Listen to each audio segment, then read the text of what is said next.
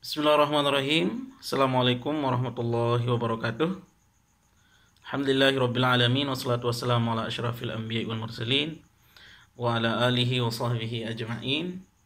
Allahumma shalli ala sayyidina Muhammad wa ala ali sayyidina Muhammad, amma ba'du.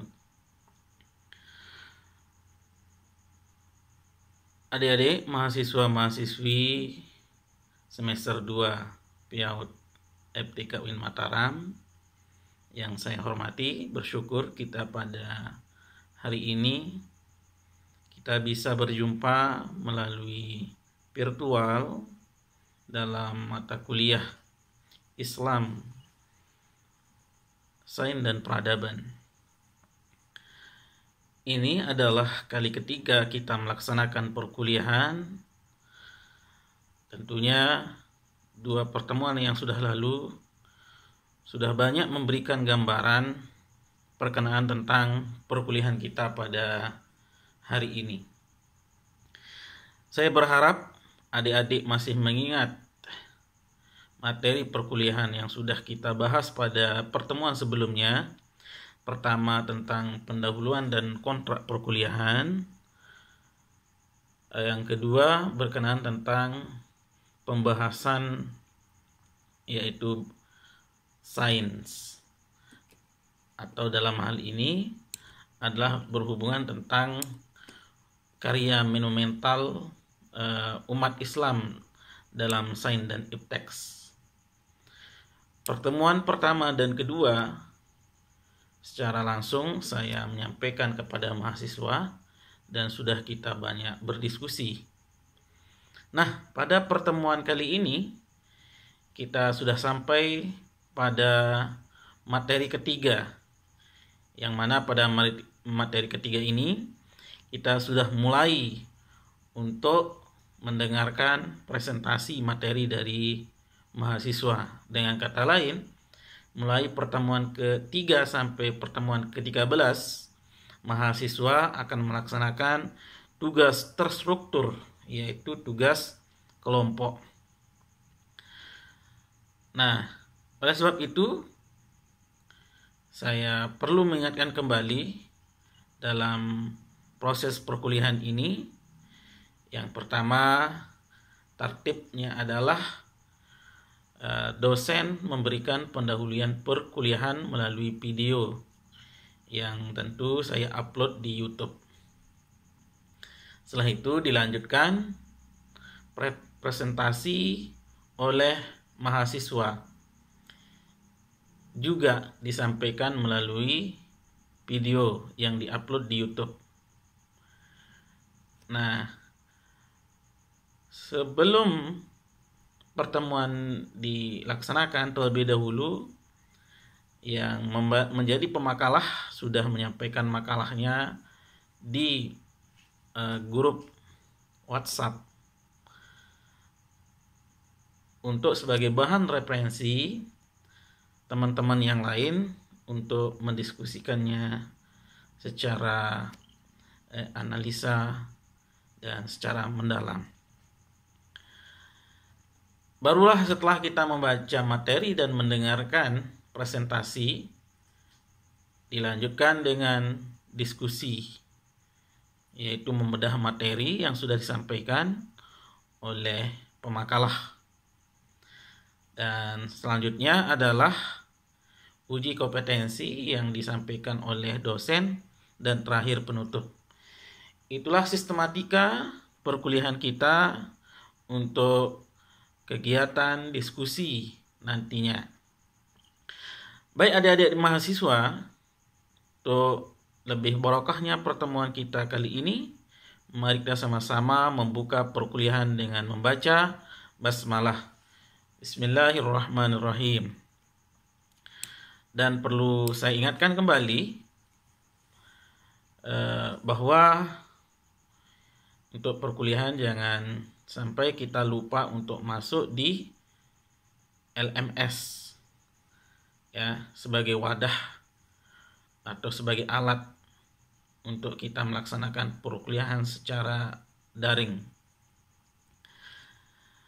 Adik-adik mahasiswa, pada pertemuan ketiga ini terlebih dahulu saya akan memberikan pemantik materi sebelum materi sepenuhnya saya berikan kepada mahasiswa yang akan presentasi pada pertemuan ini, yaitu paradigma pengembangan sains Islam, hakikat manusia, paradigma pendidikan Islam, dan kemajuan peradaban Islam. Itulah tema pertemuan kita pada hari ini.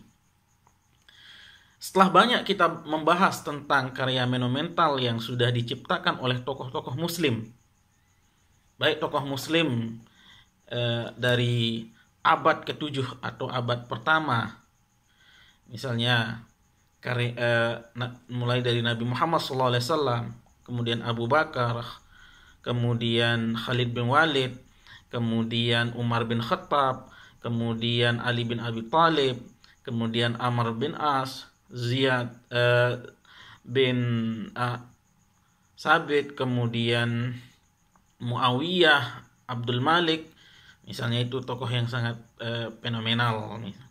Berikutnya misalnya pada abad ke-8 kita kenal Al-Hajjaj bin Yusuf, kemudian Musa An-Nusyair, kemudian ada Qutaibah bin Muslim, kemudian Abu Hanifah, kemudian Al-Mansur, Al-Khalil, dan seterusnya, Sibawayh.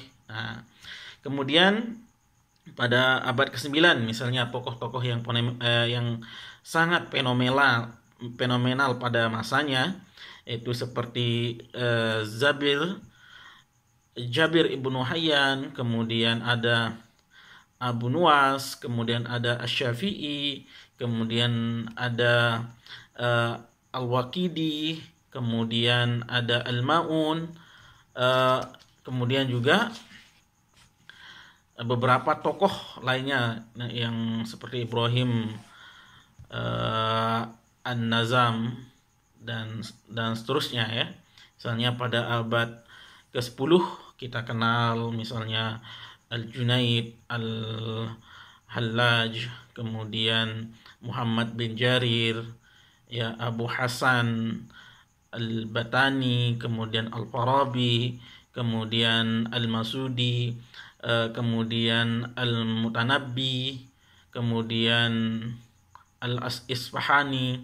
Misalnya abad ke-11 kita kenal tokoh-tokoh seperti Al-Fidausi, kemudian Al-Hayyan, kemudian Ibnu Hisham Al-Biruni, kemudian Abu Ala Al-Mu'ari, Ibnu Hazm. Atau pada abad ke-12 Al-Ghazali, Al-Hariri, Umar Al-Khayyam, kemudian Al-Idris, kemudian Ibnu Tufail, Ibnu Rushd misalkan. Tokoh pada abad ke-13 misalnya Ibnu Jabir, kemudian dan seterusnya.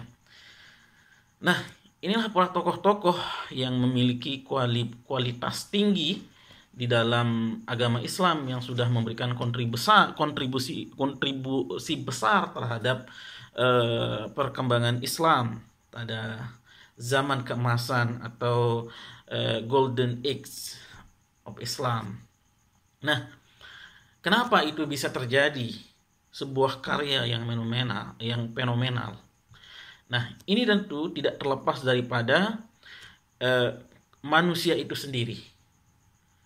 Ketika kita berbicara sebuah pendidikan, sebuah keilmuan, sebuah peradaban, tentu sosok yang sangat berpengaruh adalah manusia itu sendiri.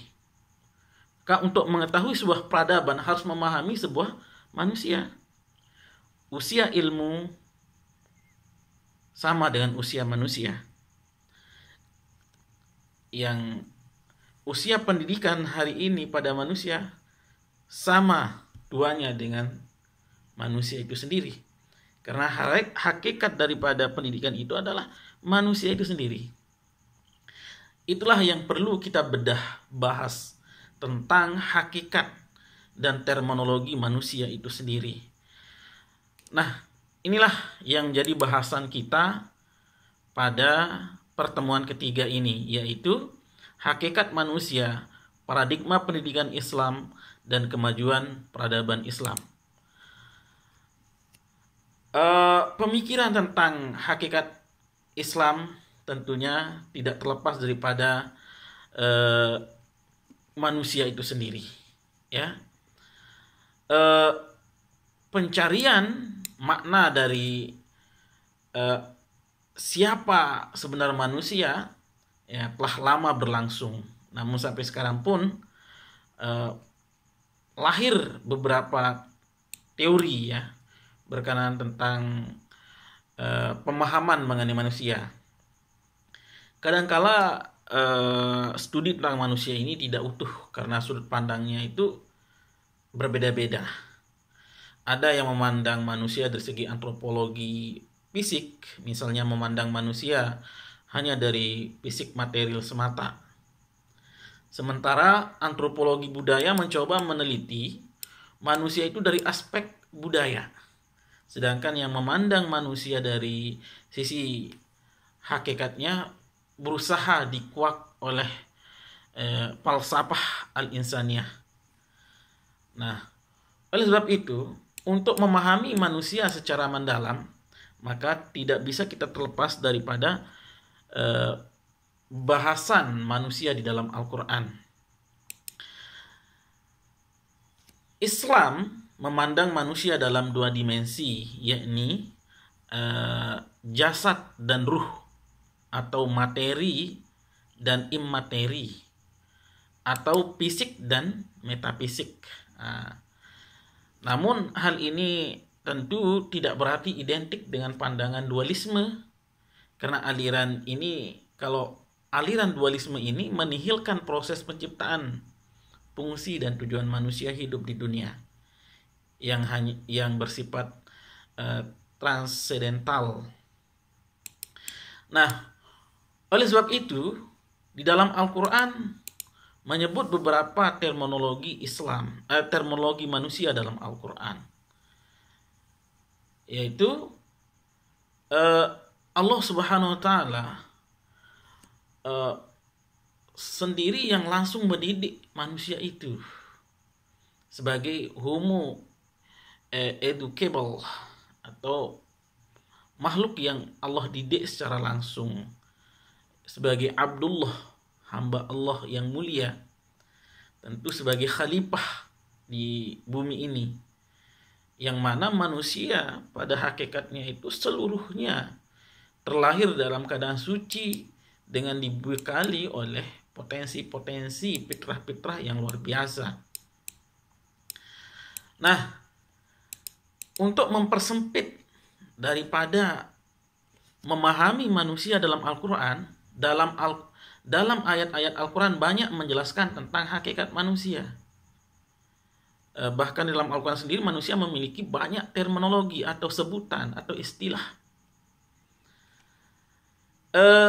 Bagaimana untuk memahami konsepsi Al-Quran mengenai manusia? Nah, bisa kita lakukan dengan dua cara. Yang pertama, menelusuri arti kata yang digunakan oleh Al-Quran untuk menunjukkan kata manusia. Kedua, penelusuran pernyataan Al-Quran yang berhubungan dengan kedudukan dan potensi manusia. Nah, kalau kita mengakumulasikan istilah-istilah manusia dalam Al-Quran itu, setidaknya ada 7 terminologi yang digunakan oleh Al-Quran untuk menyebut manusia. Yang pertama adalah Abdullah. Yang kedua, Bani Adam. Yang ketiga, Al-Bashar. Yang keempat, Al-Insan. Yang kelima, Al-Ins. Yang keenam, An-Nas. Yang ketujuh, Khalifah. Baik, mari kita uraikan satu persatu terminologi manusia di dalam Al-Quran. Misalnya yang pertama Abdullah. Al-Quran dengan tegas menyatakan bahwa manusia adalah makhluk ciptaan Allah. Jadi dalam konteks ini, manusia diposisikan sesuai dengan kodrat penciptaannya, sebagaimana disebutkan dalam Al-Quran, "Wa ma khalaqtul jinna wal ins illa liya'budun." Dan tiadalah aku menciptakan jin dan manusia kecuali untuk mengabdi kepadaku. Esensi daripada abdun adalah ketaatan, ketundukan, dan kepatuhan. Ya, yang semuanya itu hanya layak diberikan manusia kepada Allah SWT.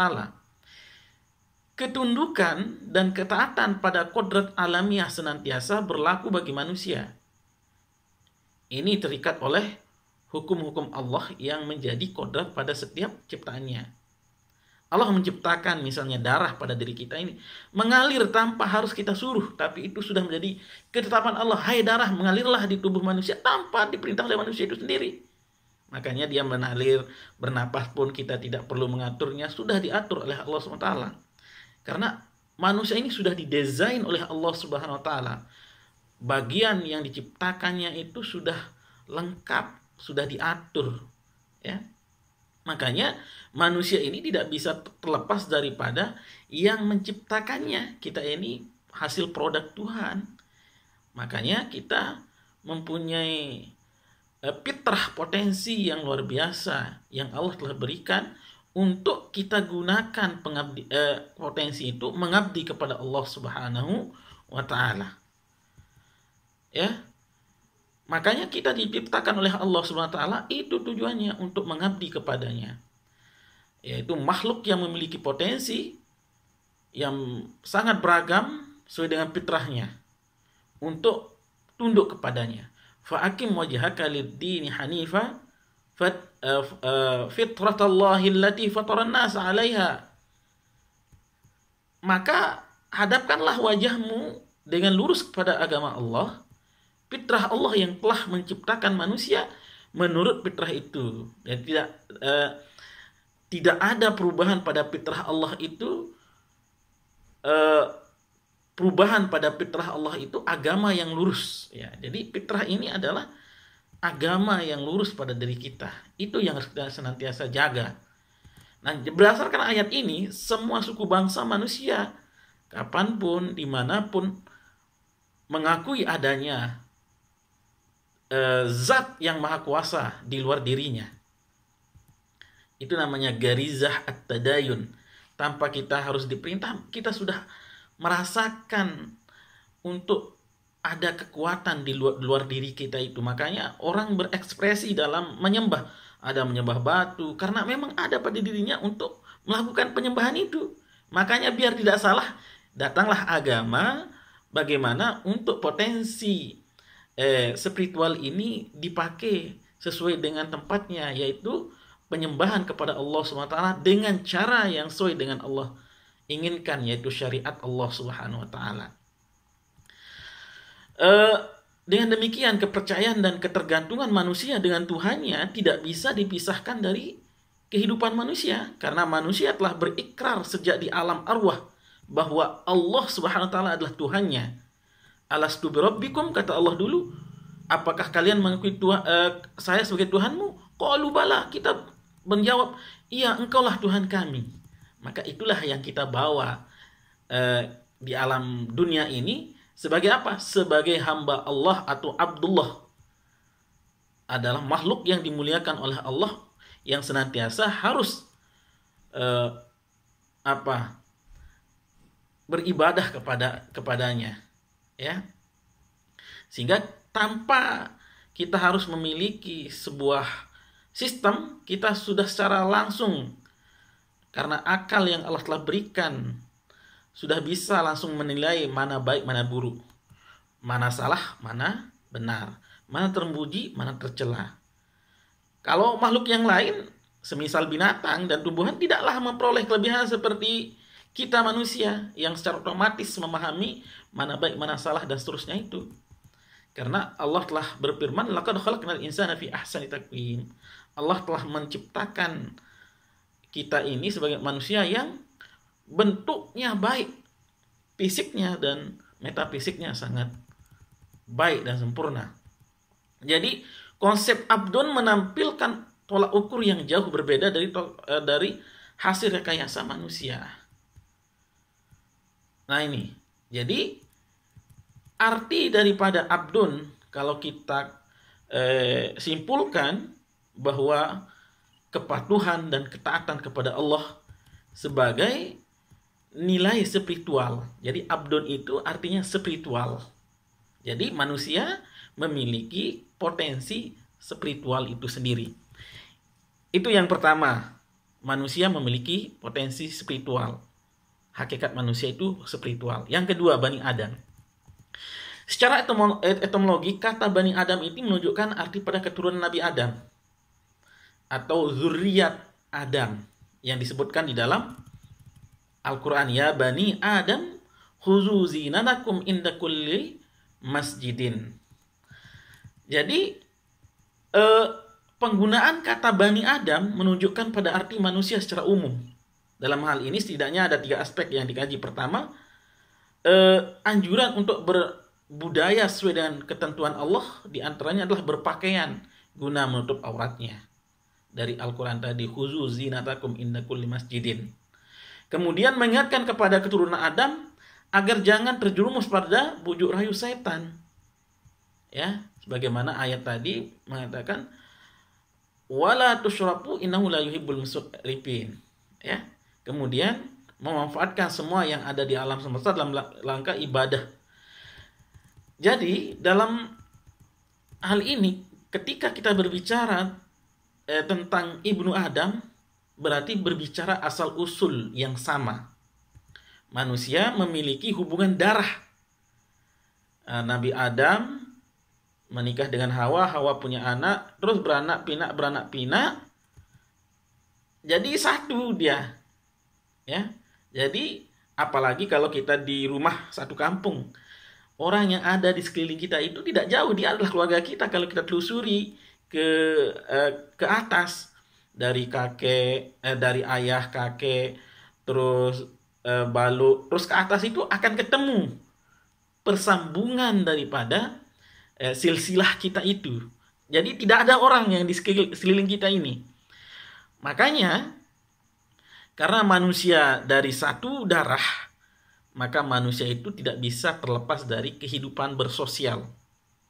Jadi Ibnu Adam itu bisa berarti nilai sosial.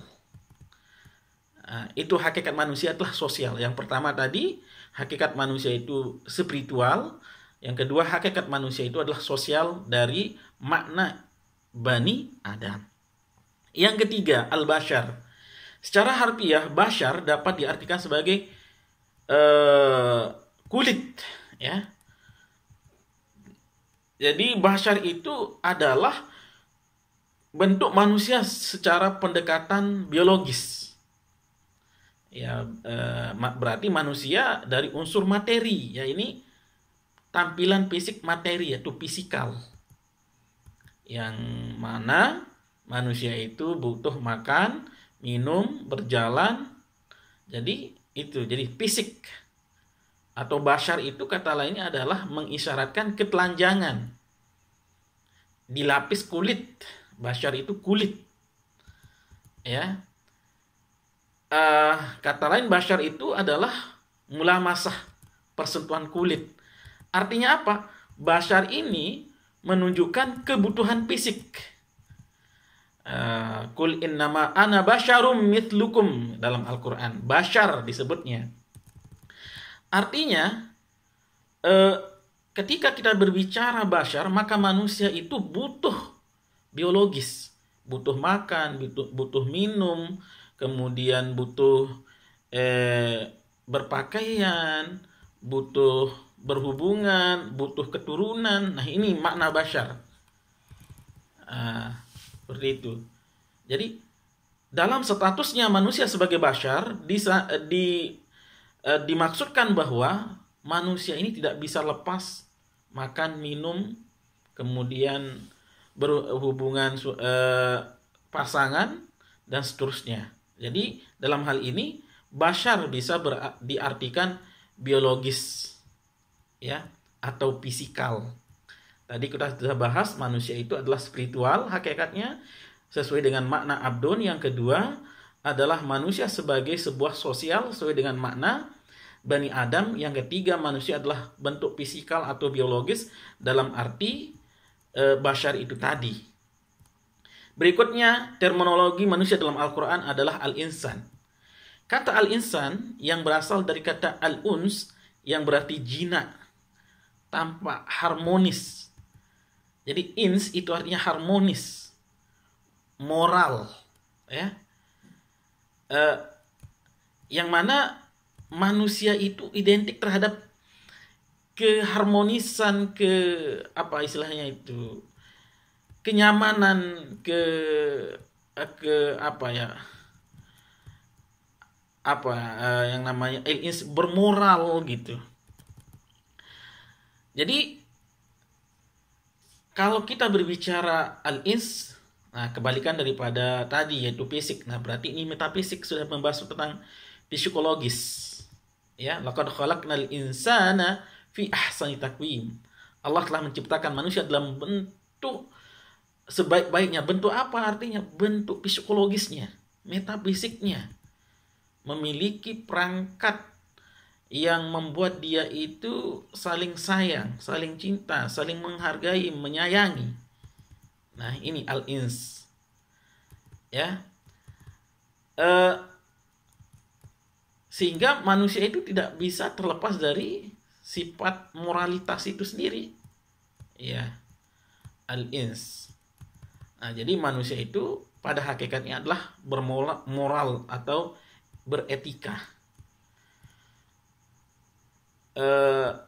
Selanjutnya, manusia diberi nama dengan kata al-insan. Tadi al-ins. Ya, sekarang al-insan. Al-insan itu artinya intelektualitas. Ya. Jadi Allah telah memberikan sebuah aplikasi pada dari manusia itu, sebuah aplikasi intelektual, berpikir. Ini yang membedakan manusia dengan yang lainnya. Diajarkannya nama-nama benda, wa 'allama Adam al-asma. Ya. Diberikannya alat-alat pendengaran, alat penglihatan, dan alat berpikir untuk bisa mengembangkan dirinya dan mengembangkan sekitarnya, alam semesta. Wallahu akhrajakum min butuni ummahatikum la ta'lamuna syai'a wa ja'alakum as-sam'a wal absara wal afidah la'allakum tashkurun. Allah telah mengeluarkan kalian dari perut ibumu tak tahu apapun, tapi dengan modal pendengaran, as-sam'a wal basar, penglihatan, afidah, berpikir, sehingga kita bisa melakukan segala hal, menciptakan segala sesuatu yang kita inginkan karena alat-alat pengetahuan tadi. Untuk apa? Dengan begitu kita bisa bersyukur kepada Allah SWT. Nah, jadi dengan kata lain, al-insan ini berarti intelektual. Ya, intelektualitas. Tubuh manusia ini sudah didesain oleh Allah SWT terbentuk dari 2,7 triliun sel. Tubuh manusia itu terbentuk dari 2,7 triliun sel. Bayangkan. Kalau disambung ini, sel ini luar biasa ya. Otak manusia saja tersusun dari 170 miliar. Bagi laki-laki, kalau perempuan itu lebih banyak lagi sel otaknya. Berapa? 230 miliar bagi perempuan. Makanya dia dalam berpikir itu bisa bercabang-cabang. Dia bisa menyusui pada satu waktu, dia bisa masak dalam satu waktu, bisa dia mencuci dalam satu waktu, dan seterusnya. Sistem kerja otak ini sangat rumit. Ya. Misalnya Profesor Habibie, tokoh Indonesia. Jadi pernah dalam sebuah tulisannya menyebutkan kemampuan manusia itu seperti 40 unit komputer yang setiap unitnya itu berukuran seperti bola bumi. Artinya dalam satu otak kita ini kemampuannya seperti 40 bumi itu. Luar biasa. Makanya wajar dari peradaban Nabi Adam sampai sekarang itu berbeda-beda. Nggak pernah sama, karena di kepalanya saja itu setiap orang itu membawa 40 kekuatan bumi di kepalanya ini.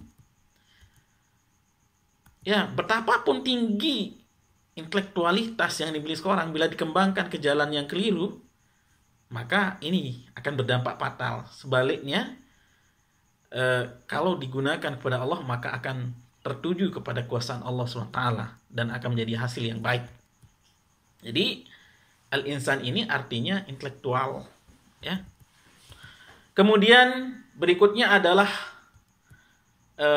yang keberapa ini? Yang keenam, ya. Al-Annas. Dari kata Annas dalam Al-Quran itu banyak sekali disebut, kurang lebih 240 kali, ya, disebut kata Annas. Annas ini menunjukkan pada eksistensi manusia sebagai makhluk sosial. Nas artinya plural, ya. Annas artinya banyak. Kita ini beragam. Sebagaimana dalam Al-Quran disebut, ya ayyuhan nasu inna khalaqnakum min dzakarin wa untha wa ja'alnakum syu'uban wa qabaila lita'arafu inna akramakum 'indallahi atqakum. Jadi, hai manusia, Annas di sini diartikan manusia. Kenapa Annas? Karena beragam. Sungguhnya kami telah menciptakan kamu dari seorang laki-laki dan seorang perempuan, menjadikan kamu berbangsa-bangsa dan bersuku-suku supaya kalian saling mengenal. Dari ayat ini dapat disimpulkan bahwa manusia adalah makhluk yang memiliki potensi interaksi sesama makhluk antar makhluk, ya, sebagai nilai sosial kemanusiaan. Plural, beda kulit dan sebagainya. Tidak bisa kita samakan. Jadi manusia itu akan hakikatnya memang berbeda. Annas. Ya. Yang terakhir, terminologi manusia dalam Al-Quran yaitu khalifah. Kata khalifah berasal dari kata khalafa yang berarti mengganti atau melanjutkan.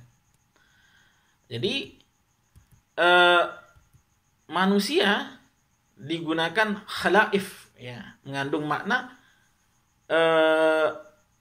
pengatur, khalifah, yaitu yang menggantikan, yaitu Allah SWT memberikan kekuatan untuk dia bisa menggantikan dalam segala pengaturan yang ada di alam, ya. Sebagaimana dalam Al-Quran, wa huwallazi ja'alakum khalaif al-ardi, atau dalam Al-Quran juga ayat yang lain, itu kalau inni ja'ilun fil ardi khalifah, itu mengatur. Kedudukan manusia dalam jagat raya ini sebagai pengatur, yang tidak bisa yang mengatur dalam bentuk, dalam mendesain alam ini, manusia yang melakukan itu. Kalau yang lain karena tidak diberikan potensi khalifah, ya dia akan mengikuti jalan alam. Kalau manusia bisa dia mengatur infrastruktur, bisa mengatur penanaman, kemudian bisa mengatur tembaga dan sebagainya. Inilah khalifah, yaitu kreatif. Jadi manusia itu secara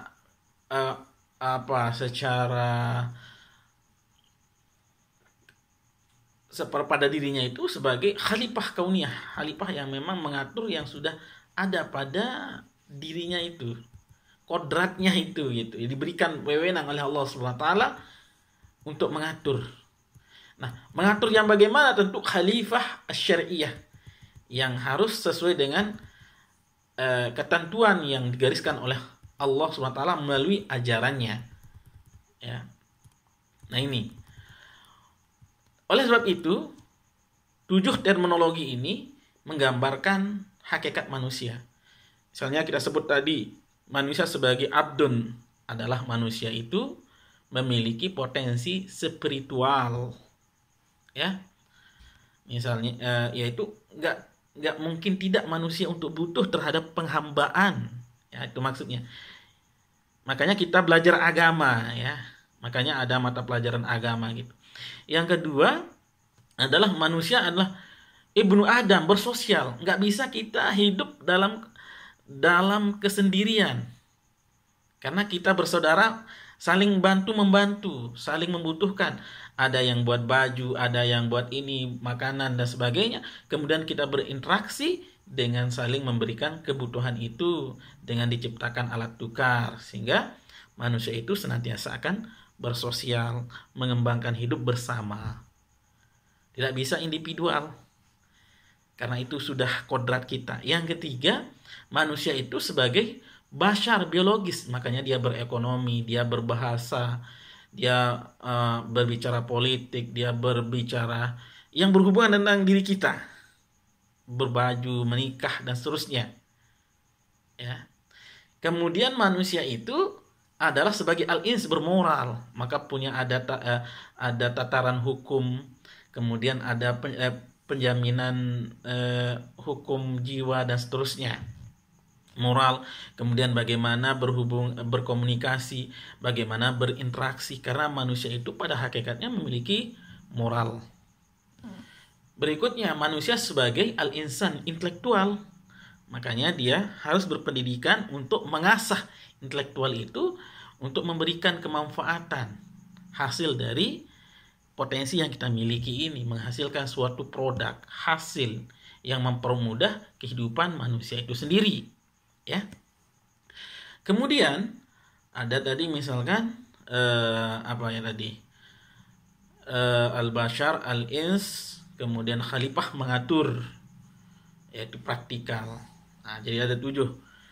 Manusia pada hakikatnya adalah spiritual, kemudian sosial, kemudian moral, kemudian praktikal, kemudian fisikal, kemudian juga tadi ya, berbicara tentang plural ya, kemudian praktikal. Nah, ini ada 7 itu, itulah yang menjadi itulah yang menjadi potensi pada diri kita. Dari mana itu semua? Dari Allah Subhanahu wa ta'ala. Sebagaimana dalam Al-Qur'an menyebutkan fa iza sawaituhu wa nafakhtu fihi mir ruhi. Ketika sudah menjadi sebuah raga ya, raga manusia dalam perut, maka ditiupkannya itu sebuah ruh. Ruh itu apa? Ruh itu adalah aplikasi. Aplikasi itu kemudian apa? Diinstal oleh Allah Subhanahu wa ta'ala. Nah, dari instalan itulah kita sudah punya program. Ada program intelektual, program sosial, melahirkan keilmuan dan sebagainya. Itu yang harus di-on-kan atau diaktifkan sehingga menjadi manusia yang bermanfaat, yaitu menjadi ahsani takwim, manusia yang tegak, baik, bagus, kemudian menjadi manusia yang insanun kamil, yang mendapatkan kebahagiaan di dunia sampai akhirat, mendekatkan diri kepada Allah SWT. Nah, itulah yang perlu dipahami oleh manusia tentang dirinya, sehingga pada dirinya ini akan melahirkan sebuah karya monumental, akan melahirkan sebuah peradaban yang luar biasa. Maka Al-Quran itu sudah memberikan gambaran-gambaran itu untuk kita bisa melakukan sesuatu yang luar biasa, ya, yang hasil daripada potensi ini akan memberikan kita kemanfaatan, kebahagiaan di dunia sampai akhirat. Namun apabila potensi ini tidak dijalankan sesuai dengan aturan Allah SWT, maka itu akan membahayakan diri kita baik di dunia apalagi di akhirat. Nah, inilah yang harus dikupas untuk memahami bagaimana Islam itu akan melahirkan sebuah sains dan peradaban. Baik, adik-adik mahasiswi, begitulah beberapa ulasan yang menjadi pemantik pertemuan kita pada hari ini, yaitu pertemuan ketiga. Selanjutnya saya berikan waktu sepenuhnya kepada